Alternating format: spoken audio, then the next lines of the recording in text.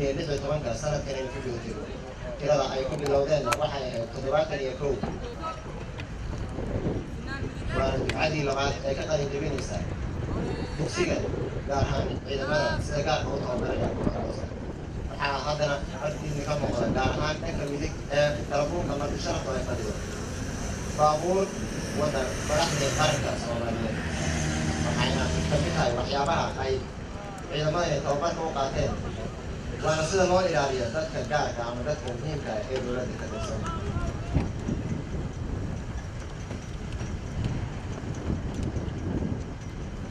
وإذا ما في عكس لقد ديارية توقف وضعون المسترية ديار تلقوا ذي بالقوة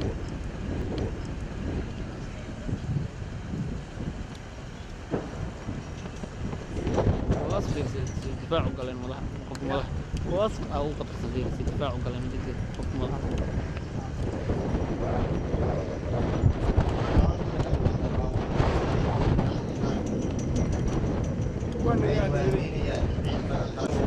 والسلام لما شعب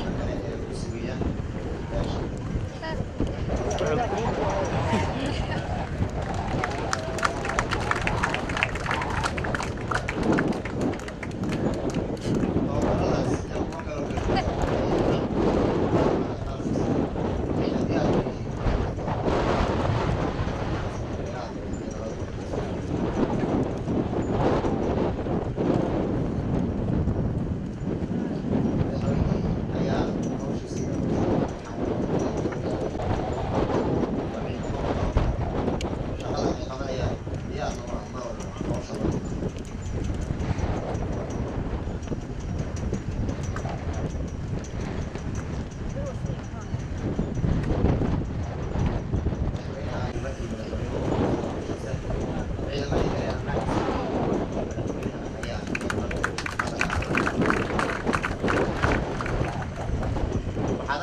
baabuurtii madaxda waday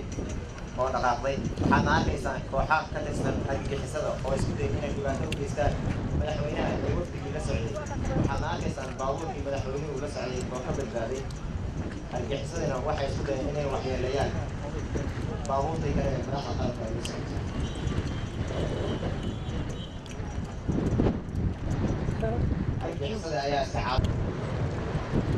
xaaladaysaa kooxii argagixisada oo isku diyaarinaya inay xukunka wiil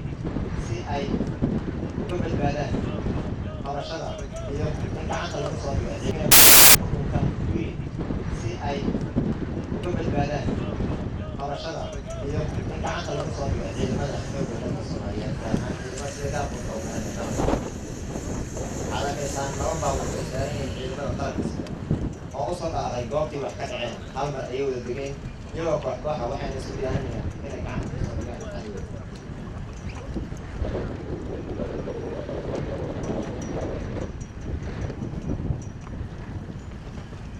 ciidamadii qalabka sida ayaa isku gadaamay gurigii kooxaha argagixisada ku bilaabay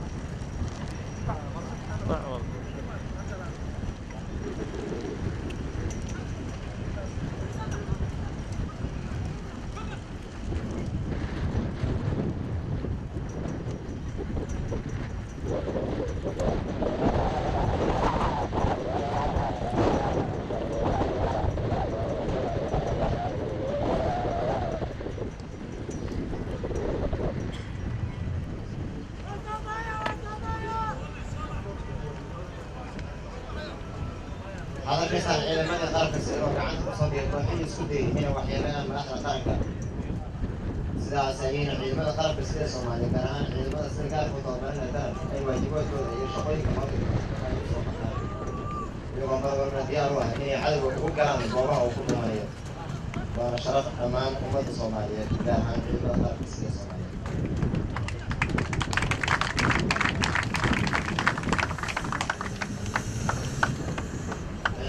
ayaa waajibaadkoodii kala sii dhamaysanaya kadib markii ay gacanta ku sameeyeen oo maanta